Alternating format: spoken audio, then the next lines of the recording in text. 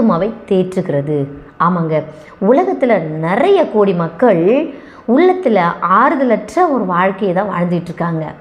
வேதத்திலையும் எக்ஸாக்டாக ஒரு மனுஷனை பார்க்கலாம். தாவீதுக்கு உள்ளத்தில் எவ்வளோ விசாரங்கள் கவலைகள் இருந்திருக்கும். அவர் எப்படி சந்தோஷமாக பாடி துதிச்சிருப்பார் பாருங்க. ஏன்னா அவரை தேவனை முன்னாடி வச்சு எப்பொழுதும் தேவனை பாடிக்கொண்டே இருப்பாராம். அதனால் அவர் உள்ளத்தில் இருந்த கவலைகளெல்லாம் தேவன் எடுத்து போட்டார்.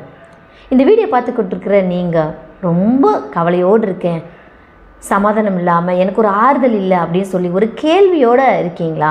இந்த நாளில் கூட நீங்கள் ஆண்டவர்கிட்ட சொல்லுங்கள், அவரை பாடி துதிங்க, அவருடைய வேத வசனங்களை நல்லா தியானம் பண்ணுங்க.